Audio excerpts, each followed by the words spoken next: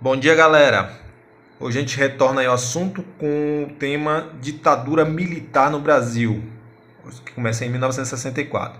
Antes de começar a aula, eu vou pedir aos alunos que estão acompanhando aí o assunto que avisem aos colegas de vocês que assistam às aulas nos horários corretamente e cumpra com os compromissos, né, que nós temos aqui toda segunda e terça-feira. Porque aqueles que não estão acompanhando, eu estou dando como um aluno desistente. E para regularizar esse assunto, vocês vão ter que procurar a direção. Então, passe essa informação pelos colegas de vocês. Acredito que vocês tenham outro grupo aí e faça isso. Pois esse negócio de vocês ficarem mandando atividade na hora do teste, na hora da prova, eu não vou aceitar mais, viu? Se não fez, vamos ter aula aqui até o próximo dia da prova. Se chegar lá no dia da prova, não me entregou nenhuma atividade, eu não vou aceitar mais. Vou dar como desistente, vou passar tudo para a direção. Então o aviso está dado. Então, voltando no assunto, vamos à aula. 1964, ditadura militar no Brasil, é o tema de hoje. Como vocês viram, né, no decorrer do governo João Goulart, ele passou a apresentar reforma de base com ideias socialistas. E a população, manipulada pela elite, né, pelos grupos tradicionais, eles vão se manifestar através da Marcha da Família com Deus pela Liberdade, e os militares, se apoiando nesse apoio popular, deram um golpe em 1964, em abril de 64. E aí, a princípio, foi formada uma junta provisória com as forças militares, né, por exemplo, o representante do Exército, da Marinha e da Aeronáutica, e aí eles vão criar, né, vão baixar um ato institucional, ou seja, um ato que vai entrar ali na Constituição, que é o AI-1. Né? E aí esse AI-1 qual é a característica dele? Ele vai passar a caçar todos os políticos comunistas, vão ser perseguidos e vão perder os seus mandatos. Além do mais, as eleições vão passar a ser de forma indireta, ou seja, o povo não escolhe mais diretamente o presidente, né? Quem vai escolher ali agora é o parlamento.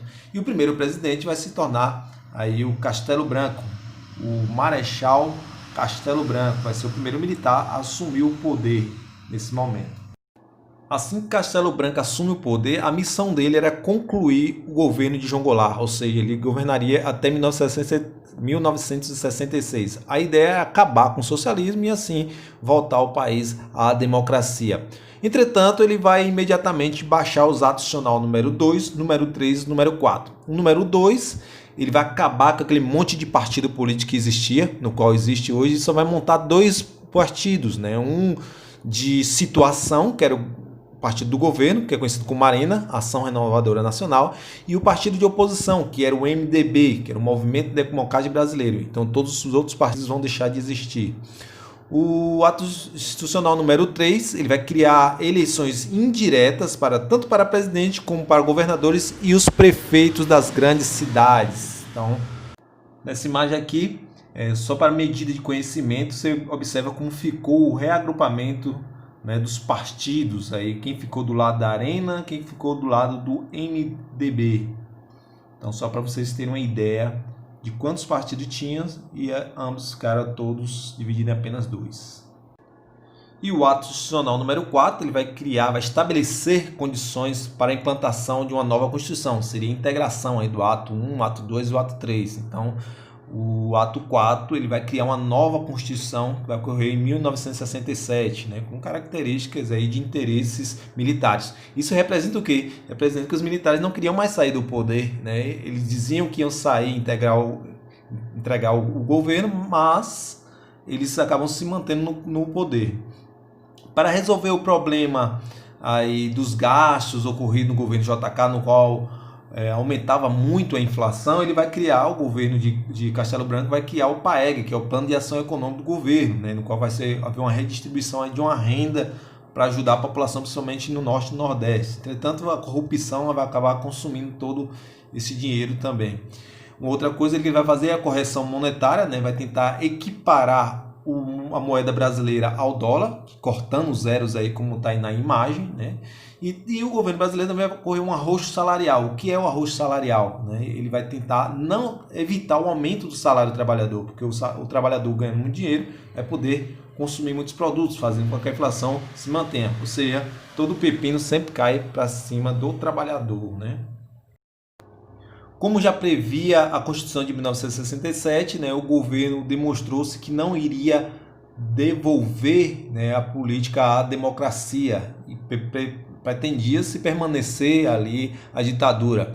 Aí, a partir daí, começou a surgir vários grupos de oposição à ditadura, como a gente destaca aí a União Nacional dos Estudantes, fazendo diversos protestos. Inclusive, foram eles que lideraram a passeata dos 100 mil, apesar que essa passeata dos 100 mil teve a participação de vários artistas, de intelectuais e várias pessoas da sociedade. Então, começou várias manifestações contra a ditadura. Os políticos também se reuniram na frente ampla, principalmente aqueles que estavam brigando ali pelo poder, no caso Carlos Lacerda e os grupos de Juscelino Kubitschek, João Goulart, que eram uma oposição ao outro, viram que ficaram afastados das questões políticas e aí eles começaram a fazer também vários movimentos. E além das greves, né, que a população agora estava com o salário achatado, né, e de acordo com a Constituição anterior, haveria esse direito de se manifestar e várias greves foram surgindo. Claro que o governo não ia ficar, não ia deixar por acaso, né? O governo vai sempre reprimir todos os movimentos, mas precisava de uma lei que autorizasse, né, a repressão do governo, porque até então não existia essa lei. Então vamos para acontecer. Como de forma pacífica os movimentos não fizeram muita mudança no governo, ou seja, manteve-se o governo militar, passou daí a surgir grupos radicais, ou seja, grupos ilegais. Eles agiam roubando bancos, roubavam bases militares para adquirir armas e lutar contra a ditadura, né? Sequestravam diplomatas para trocar por dinheiro ou por presos políticos. E daí se destacam alguns movimentos, como vocês estão vendo aí, o Movimento Revolucionário 8 de Outubro, o MR8, Ação Libertadora Nacional, a ALN, a Vanguarda Armada e vários outros, né? Inclusive nesse momento que surge a figura aí da nossa ex-presidente Dilma Rousseff, que foi um dos integrantes de um desses grupos, nesse caso o POLOP, né? E repercutiu muito nessa época porque eles tratados, né, os militares e a maioria da sociedade que apoiava aquele sistema tratavam eles como grupos terroristas, porque eles não aceitavam seguir as normas do novo governo. E lembrando que o governo vai se agir, né, agir de tal forma no qual vai divulgar o bem-estar do governo, dizendo que vai haver mudança, enquanto havia esses grupos que vai ser visto pela sociedade como terroristas.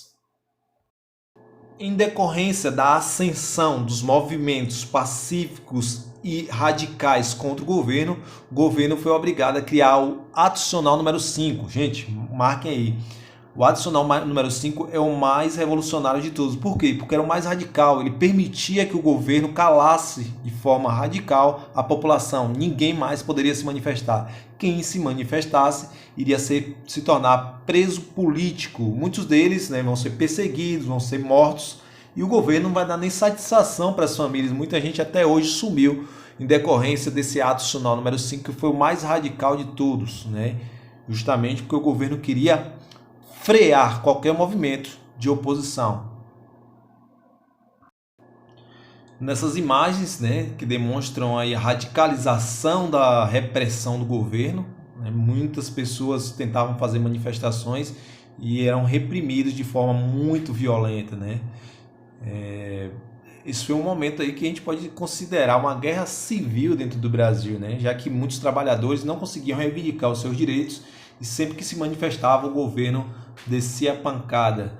Se acrescenta aí a ideia de que aquela frase que tem, frase positivista que tem na bandeira do Brasil, ordem e progresso, ou seja, para ter progresso tem que ter ordem. Então as manifestações eram tratadas como desordens e para isso o governo acaba reprimindo essa população na base da pancada mesmo e vai colocar o terror aí na população. Então é a instalação do terror a partir do Adicional número 5.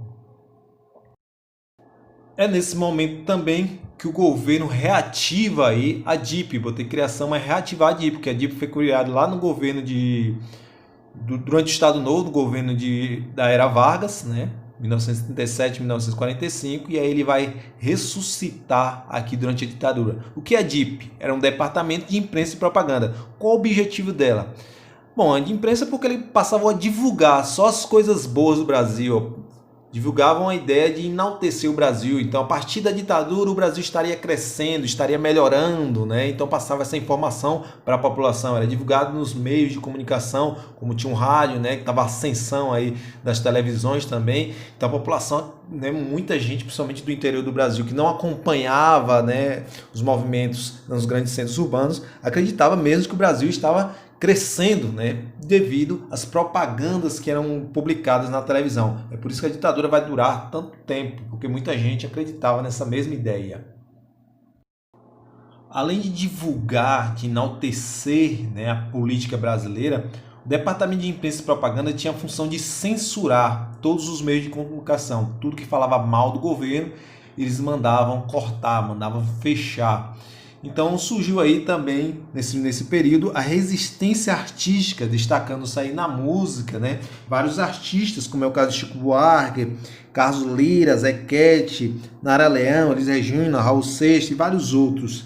E dentre uma das músicas que marcaram a história aí, a gente destaca a música de Geraldo Vandré, no qual diz, "Pra não dizer que não falei das flores", que canta mais ou menos... Caminhando e cantando e seguindo a canção, somos todos iguais, braços dados ou não, nas escolas, nas ruas, campos, construções, caminhando e cantando e seguindo a canção. Vem, vamos embora, que esperar não é saber. Quem sabe faz a hora, não espera acontecer.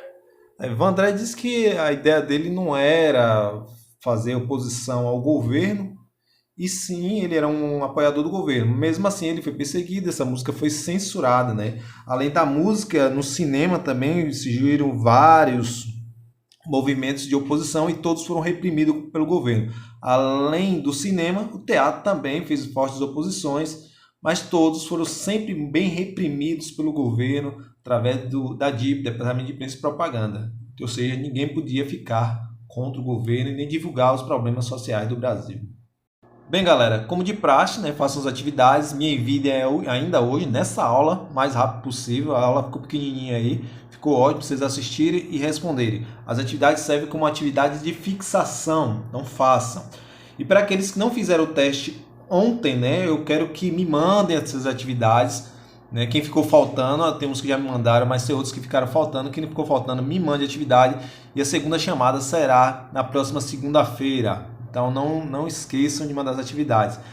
Vou relembrar, se ninguém ficar participando das aulas, eu vou dar baixa aqui dizendo que não está participando das aulas e não vou dar mais aulas, entendeu? Vocês vão ter que procurar a direção e justificar o motivo da ausência. Espero que quem assistiu, né, possa passar essa informação. Então tenham todos um bom dia. Qualquer dúvida, como sempre, manda lá no PV, no WhatsApp. E até a próxima. Até a próxima segunda.